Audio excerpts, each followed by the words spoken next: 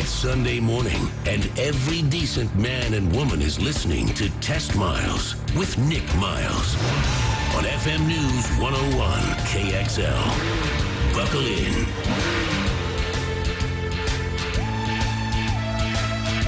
It's Sunday morning, time to talk cars for the next 60 minutes on your weekly automotive experience. I'm Nick Miles, and you're listening to America's Automotive Radio Show, Test Miles, locally created, nationally celebrated. This morning, Test Miles team includes our very interesting 13-year-old savant, Zhenya, and also the show's producer, Sean Walker, is here.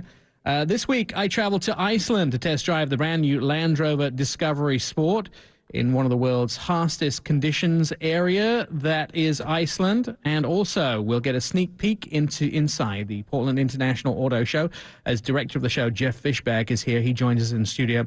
And also, if you've seen shows like Grimm, Leverage, Drugstore Cowboy, and America's Most Wanted, you'll know that they have some interesting driving stunts in them. We will speak to one of the stunt drivers from that show. So first of all, let's talk about what cars we've been driving this week so we can give you a radio experience of the vehicle. I've been lucky enough to spend the week in the Chrysler 300. What an outstanding vehicle. I actually had the C version, which is their new, I had the S version, which is their new kind of sports version of the car, a four-door, full-size sedan. Iconically styled, it has a road presence, and an 8-speed automatic is standard now. It has a V6 with an upgradable V8. Features tech and lots of options. Despite the new transmission, there is no great gains in fuel economy. There is good fuel economy, but it's not outstanding. The engine choices are the 3.6-liter V6 or the 5.7-liter V8. Now, the V6, the V8, 292 horsepower, and those are available. Also, you can get the S trim, and there's the 5.7-liter, which says 363 horsepower. I will say that they've done a really good job with the new 8-speed automatic transmission. A rear-wheel drive sedan, if you look at it, this is one of only 2 rear-wheel drive American sedans. The other one, of course, is the Charger. And there are a few Japanese full-size rear-wheel sedans and German, but this and the Charger are the only American full-size rear-wheel drive sedans. That's crazy because, I thought America was all about their rear-wheel drive cars, and now that's only 2 cars left. Right. The others are all front-wheel drive. Impala is front-wheel drive. It's just an interesting change, a 180 degrees. Look at the fuel economy. The 3.6-liter V6 gets 23 miles a gallon. That's not bad. That's 19 city, 31 highway. 23 miles is combined. And if we look at the 5.7-liter V8, it's 16 in the city, 25 on the highway. It gives you 19 combined. So what does it compete against? Well, the Toyota Avalon, the Kia Cadenza, Ford Taurus, Chevy Impala are its main competitors. Those 2 trim levels, the 300C and the 300S, which I spent a week driving. I will tell you that this is just another feather in the cap of Fiat Chrysler automobiles. Their vehicles now outstanding as far as the tech is concerned with their Uconnect system. And some of the new things that Uconnect can do includes now, if you lose your car, it will find it on your phone, which a lot of other brands do.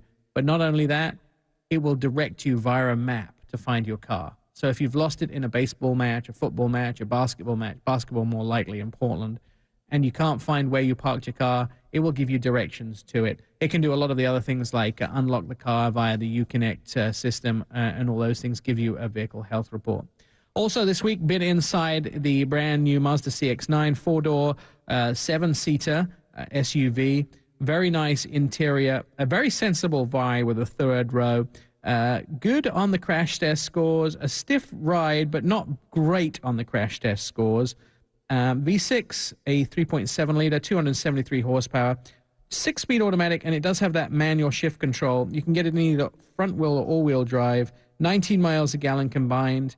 I would say that its competition is the Kia Sorento, Ford Explorer, Toyota Highlander.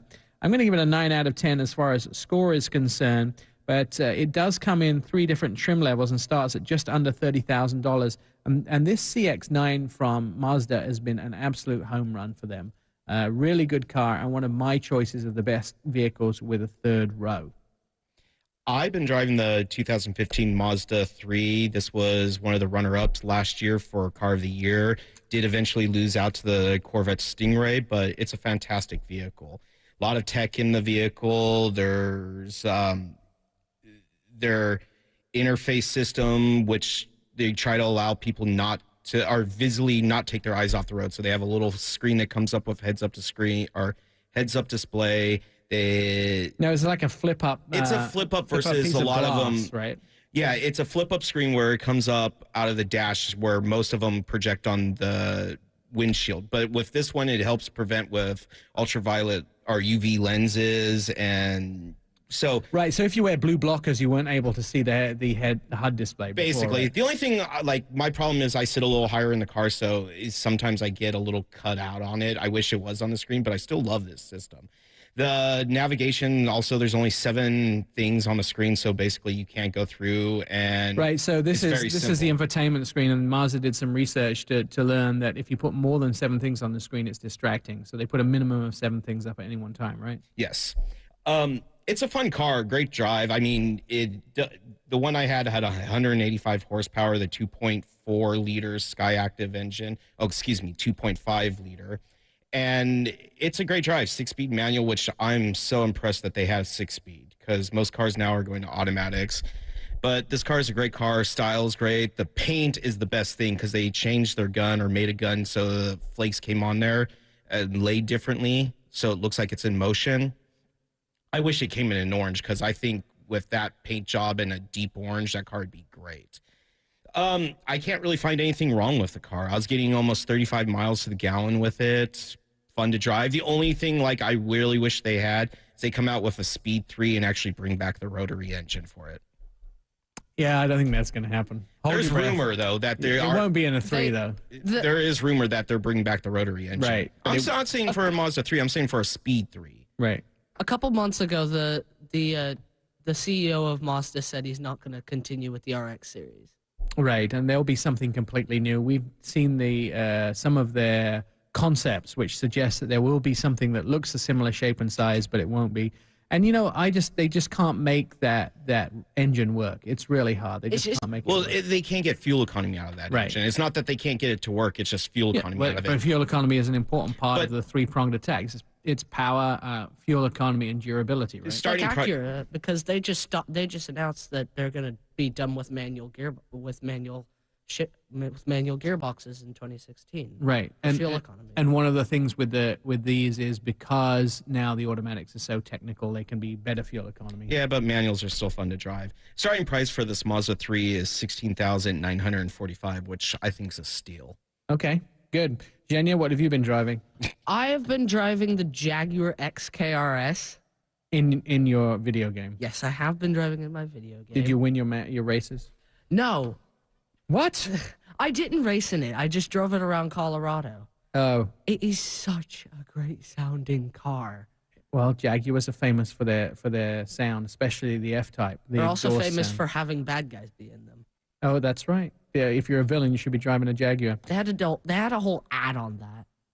They did. Last year, that was their big ad campaign. All right, let's talk about what's coming up on the show. Coming up next, we'll talk to Simon Turner from Land Rover. He is the future project manager, or future product manager. He'll tell us all about the trip to Iceland that I was on last week. Also, we have Jeff Fishbag from the Portland Auto Show. He is here. He's going to tell us some of the cool things that go on in the show. And we're going to introduce you to one of the guys you've seen on TV multiple times, but you don't know who he is. He's one of the stunt drivers that make TV shows look so impressive. There's all that and more coming in this morning's edition of Test Miles. I'm Nick Miles. It's Test Miles on FM News 101.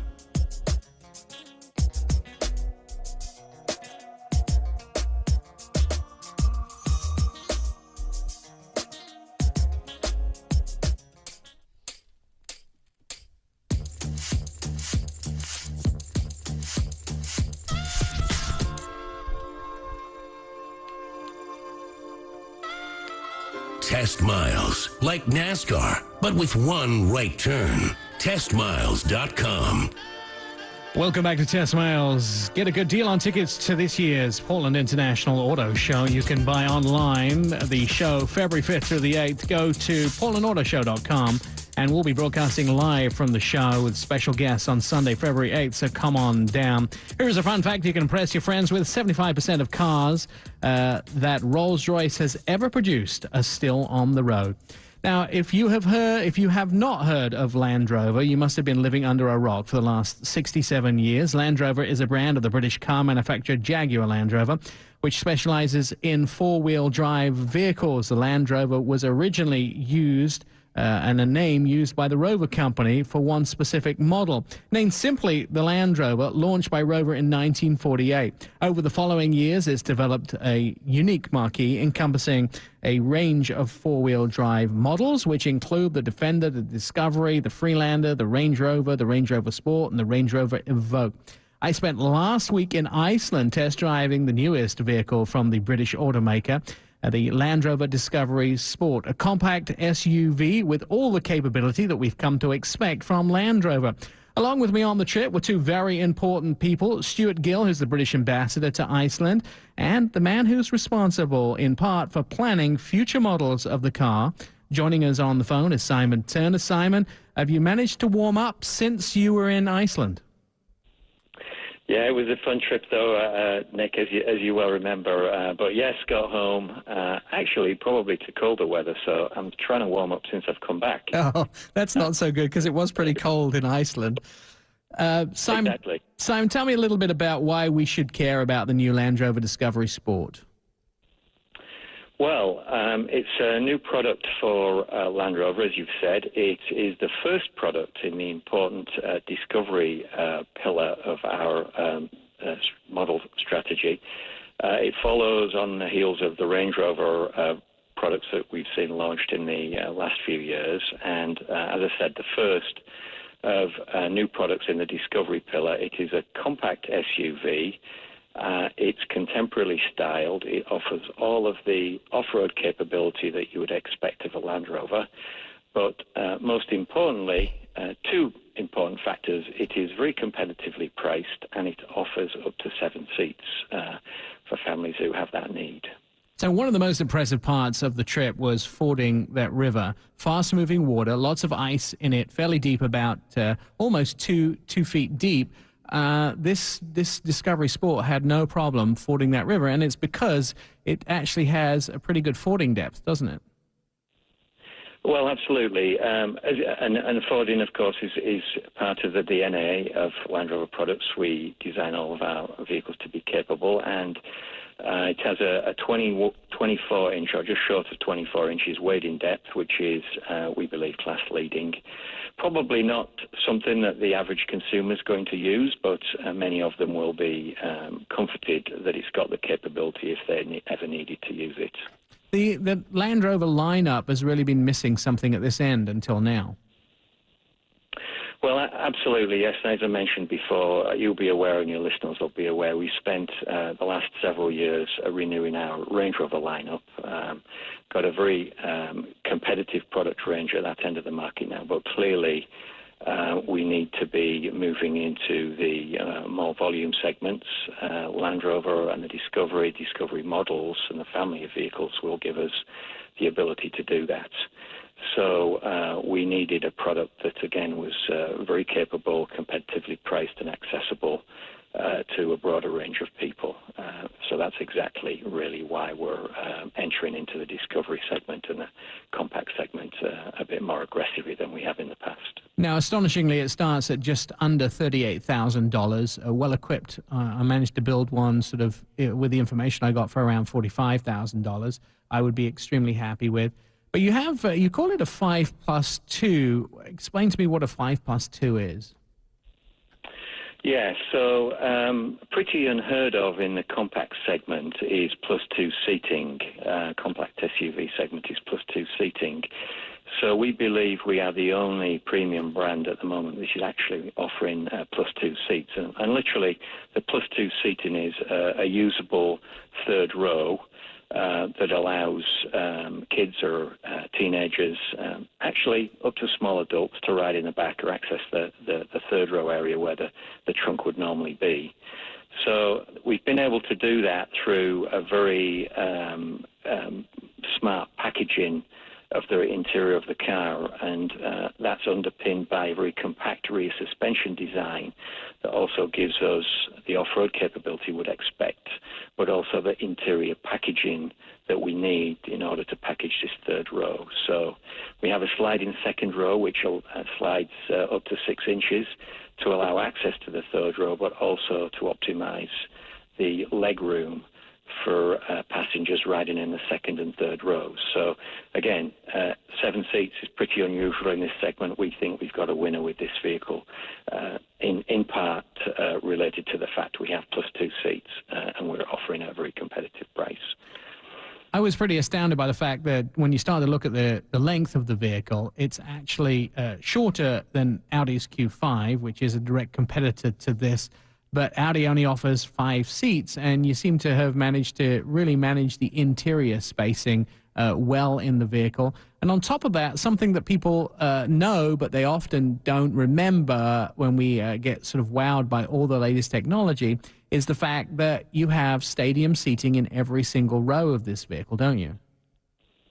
Well, exactly, yes, and stadium seating really is one of the design attributes that Land Rover always tries to keep in its products, and what that basically means is the second row seat sits slightly higher than the first row, and then in this case the third row actually sits a little higher than the second row. So it's a little bit, Land Rover likes to look at it from a movie theatre standpoint, where everybody in the vehicle hopefully can see equally well, even though they might be in the second or third row. So a great feature, and one that our customers enjoy. Now, I will tell you a couple of things. If I can remember rightly, I think the second row seat sits almost 2 inches above the driver, and then the third row 1 inch above that. So if you're in the third row, you're actually 3 inches above the driver. And amazingly, we got to do the first day, we got a tour basically of Iceland, very short tour in which there was 4 of us in the car, and we were rotated through driving in some of the Icelandic conditions. And yet in the second row, lots and lots of legroom. The fact that everybody gets their own air vent in every 3 rows, you get charging ports in every 3 rows, the infotainment system, really easy to use, and I love what you've done between the 2 gauges at the front. Last question, so you have that little TFT screen which gives you all the information you want from a driver. Last question for you, Simon. When can we see them in showrooms in North America? Yeah, they'll be starting to arrive in early Q2 this year, so that's when you can expect to see them. Thanks for joining us, Simon. We'll look forward to talking to you about future product coming up, hopefully from Land Rover. You're listening to Test Miles on FM News 101 KXL. I'm Nick Miles.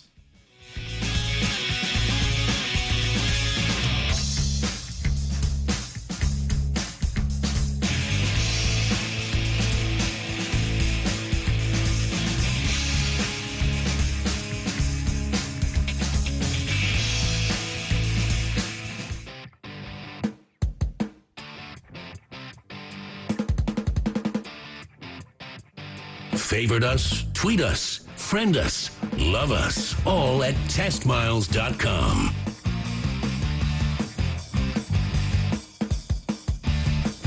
Do you want to see some cool cars at this year's Portland International Auto Show? Well, before the public, it is possible. You can come to the sneak peek event Wednesday, February 4th. Tickets are $100. All the proceeds go to local charities.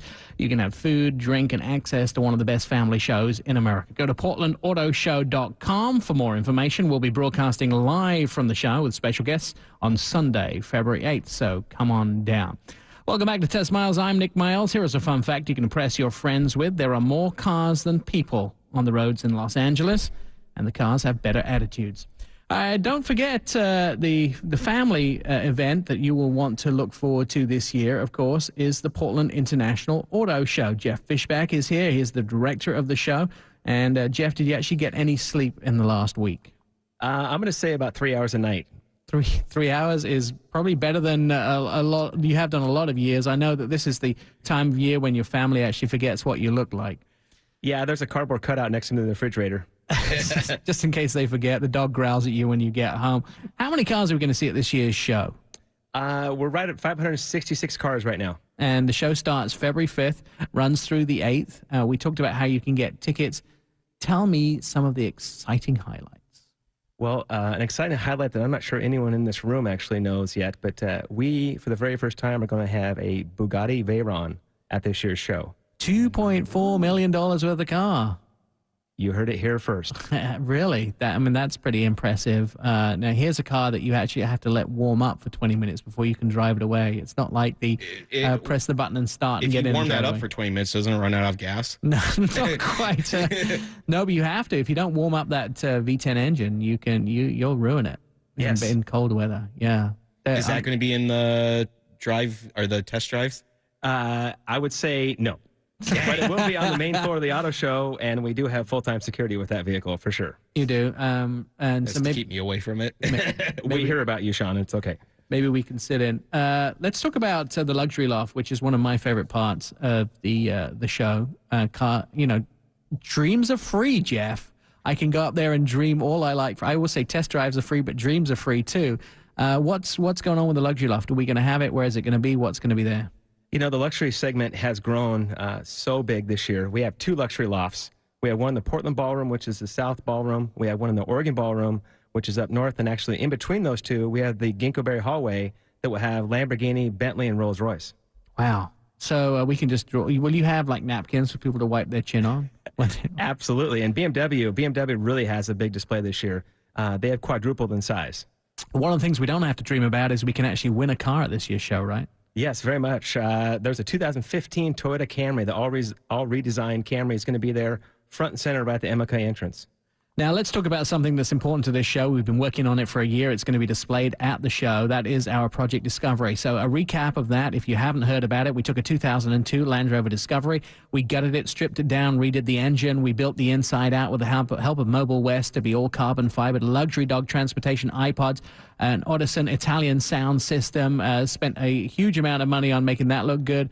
We've wrapped it. It looks absolutely outstanding on the outside. And then on the back, we put a air cannon, which shoots 300 yards if it's charged fully, a tennis ball. We're not sure we're going to be able to shoot that in the show. We're working on being able to shoot that in the show. So Project Discovery is going to be unveiled to the public on the sneak peek. The Wednesday night is the first time that you can see it. Where can people see Project Discovery? Because you haven't told us yet where this car is going to be shown. Oh, you want me to play all the secrets today? Well, Project Discovery is going to be right at the main entrance on MLK. As you come in the MLK entrance off the street, walk down the stairs, and it'll be right there on your left. Actually, not too far away from the live remote on Sunday when you come down. Right. So where we'll be broadcasting live, you can come and see Project Discovery, sit in it, lick it, touch it, love it, just like we have done. Tell me a little bit about, I know the Chrysler 300 is going to be showing up this year, the one I've been driving for a week. People will be able to see it for the first time at the Portland Auto Show. Chrysler 300, where's that going to be? That is actually at the north end of the exhibit hall. It'll be next to the Dub Show Tour as well. Now, I know another Fiat Chrysler Automobiles car is going to be there, what we named as our truck of the year, which is the Ram 1500 EcoDiesel. Unbelievably outstanding truck. I know that several of the fans of the show have bought this vehicle because we've given it such great reviews, but there are lots of trucks on display. What else you got for us? You know, there is quite a wide variety of trucks this year. The F-150 is obviously a big showstopper last year. It was making a return appearance this year. We have the F-250 and the F-350 dually there coming there this year as well. And so there's also the new Chevy Colorado. The Colorado, and actually we have the Colorado diesel that's going to be on display this year too. Now, that's just a concept right now, isn't it? They haven't actually shown a full production. Is that the green one? I think I saw it at L.A. I think it was green, the concept version. That is outstanding. You know, I'm such a big fan of diesel. But also you got a Toyota long box as well, don't you? You know, we do have a Toyota long box, and you are correct about the green diesel. That will definitely be a showstopper for sure. And actually, we just, outside the truck category, another surprise we just heard this morning, we'll have the 2016 Chevrolet Volt on site. Oh, excellent. That's the one with the new front face. Yeah. That is correct. 10% bigger, 10% better, more durable, bigger batteries, longer duration, 50 miles, I think, on the battery instead of 35, which was the last generation. So right. That's going to be outstanding. All right, let's talk about Clean Tech Center. Since we're getting into these alternative fuels, huge attraction for Portlanders. They want to come down and see some of these really cool cars. So the Clean Tech Center, tell me a little bit about the opportunities with that. Well, you know, the Clean Tech Center this year has really taken a little bit of a change. And I say a change, we've got one room in the towards the back that's 7,000 square feet dedicated just to electric cars. It plugs in, it's in that room. We have 16 different vehicles in there to look at, and anything from the Mercedes, the BMW i3. But in the category of electric cars, another big news one today, they will have the BMW i8 on site. That's an amazing car. There's two things I found that wrong with the R8. Two major problems with the R8. I don't have one and I can't afford one. That's basically it. That's the two things I could find wrong with it. I was absolutely blown away with that vehicle, the i8. I drove it last year, and boy, if you get to see that R8, just the doors opening are absolutely outstanding. Yes, right. It's going to be a showstopper for sure. It's on the front cover of our souvenir magazine this year, too. Excellent. All right, let's talk about tickets and showtimes. Tickets are available at portlandautoshow.com, and showtimes, we are Thursday through Saturday, 10 to 10, and Sunday, 10 to 7. Here's a question for you. If I buy my tickets online, can I get a good deal? Standard deal, but ease and convenience. That way you don't have to wait in the lines. Just walk right up, they'll scan your ticket, and you walk right in. All right, Shenya's bugging me. You got a question? To answer my question from the last time you were here, is the GT350 Mustang going to be there? You'll have to come to the show to find out. Yeah, you know, big secrets. I don't think they've told us whether the GTs will be there. I know there is only one currently. They may have built a second one. There's the GT350 and the GT350R. And the last time I checked with Ford, they only had one of each. So I'm not sure they bring it to the show and let us take it out to PIR to just make sure they handle right. I'm not sure they're going to actually allow us to steal the vehicle, but it's kind of interesting. Well, and if you're looking for something fast, you can always come to the race garage and see the new rocket-powered dragster. Yeah, there you go. You have the fastest motorcycle in the world, too, right? We do, the Castrol Rocket. Will there be test drives of that? I'm going to say no. How fast does that actually go? I have heard it's upwards of 200 miles an hour. That's just crazy on a bike. Well, if you haven't seen it, it's not your average motorcycle. It's fully encased, and it's quite a spectacle for sure. All right, lots to look forward to at the Paul and Order Show. We got another week. We'll be talking about it next week as well, reviewing some of the stuff as we get closer to the show, new things being revealed. Up next, we're going to talk to a guy that you probably know his work, but you've never talked to him, seen his face, or probably heard about him, but he's one of the guys that drives some of America's best TV shows. He drives the stunt vehicles. His name is Steve Buckley. He'll be on the show next as Test Miles continues on FM News 101 KXL. I'm Nick Miles.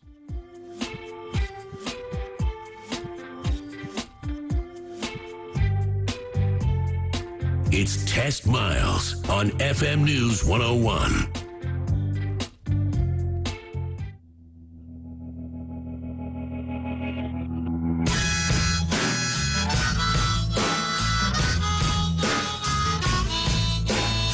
Test Miles, like NASCAR, but with one right turn. TestMiles.com.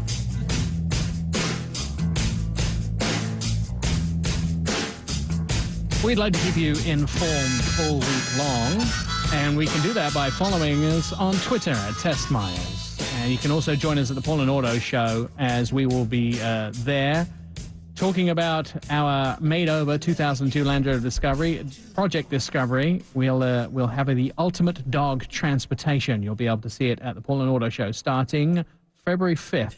Or if you go to the sneak peek, February 4th that evening. Here's a fun fact you can impress your friends with. The Camaro was originally called the Panther. It took a while for Chevy to come up with the final name Camaro. For quite a long time internally, it was known as the Chevrolet Panther. In the end, Chevy had a preference for names beginning with C. So thank you. Camaro won out. You didn't like the Panther? No, I don't think I would have owned 4 Panthers. Sean, a house full of cats. When you watch a TV show and you see a vehicle jumping from a tow truck across traffic or jumping from one side of a drawbridge to the other and traveling several feet inside that car, you may know the person, you may not. You may think that all that driving is done by the stars, but when you're driving at 80 miles an hour, 2 feet off the bumper of the car in front, it's very likely that stunt driver Steve Buckley is in charge. He is a driving instructor, a drag car pilot. He's also driven in many shows like Leverage, Grimm, America's Most Wanted, Rescue 911, and he's live in studio you know, you look like a guy who hasn't been beaten up too much. I expected you to have scars all over your face for some of these stunts and burn marks everywhere, but maybe are you covering those up? Well, I don't. No, I'm not. No. You look like you made it out pretty well out of some of these stunts that you've probably ended up doing over the years. I'll tell you what, probably the most painful thing that most stunt people suffer are internal injuries. Yeah. So you get beaten up on the inside. We do, just like me, but mine's more emotional. Well, you have a broken heart. Yeah, there you go. I can't tell a broken heart. Yeah. What's the scariest stunt you've ever done? Coming home late Friday night and kissing my wife. That's when you're home too late. Yeah, honey, where you been? I don't know. You know, I'll tell you honestly, they all have elements of fear. Right. Every single one. Even though it's a fairly sterile setting, you know what should happen, and you have to commit to the end result 100%. Something still might go wrong. Right. So you're always on edge, and you're not really sure what you're going to have to fix in the middle of something that shouldn't be going wrong. And right. I think that's the perception that a lot of people have as stunt people, that we're daredevils. And a lot of these things are fairly accurate, but like any type of, humanity, anything we have to do human-wise, there's an error of margin for, I worked on several movies in Poland, and one of them was on the Hawthorne Bridge, where they put a fake train on the bridge because the train actually doesn't go across the bridge. And the SWAT team stormed the bridge, and every time the police cars drove in, we did these takes multiple times. Yeah. Every time the stunt drivers came in, they were within an inch. Exactly every time. One car going up the curb, crashing into a pillar, the next car driving past it, stopping. I mean, everybody was within an inch, and they did it time and time and time again. And that's when I sort of had this new found respect for stunt drivers. You can put a car in exactly the right place time and time again. So if I wanted to be a stunt driver today, what sort of training goes through it? It's one of those things, there's no school to become a stunt driver. I actually taught at the International Stunt School, and we teach people how to do certain things, but we don't teach them how to get a job. That's tough. It's a family-run business. A lot of these stunt people are connected by generations of family members doing it. If you really want to, try it, then you have to just pick up your bags, move to L.A., move to New York, move to someplace, a fairly big film city, and just start knocking on doors. You have to have a thick skin. It's not a nice business, man. People are mean. Well, wait, you've got to be able to drive, too. That's probably an important part. Probably not as much as the political aspect. Really? Because a lot of people will just BS you, and they can't drive, and they get on a film set, and they're expected to do a certain thing. Right. And, a really good stunt coordinator or, say first AD will weed some of these people out. But we never put like a newbie in a dangerous situation. It's just like a drive up to a camera and stop. And we teach them along the way. One of the things, it always looks like things go terribly wrong in these stunts because things blow up and cars roll off bridges and that sort of thing. So tell me, the one thing that everybody wants to know is what's gone wrong for you? When have you ended up in places that you didn't expect to end up in? Well, a couple of times. I've throughout my career, I've bruised my heart from an impact. Ouch. Cracked my pelvis. Ouch. I've punctured my lung. Ouch. Cracked a collarbone. Separated shoulders. Broken fingers. You can stop now. It doesn't sound comfortable at all. It's not, but you have to accept it. And that's the thing. You have to accept the inevitability of what you're about to do.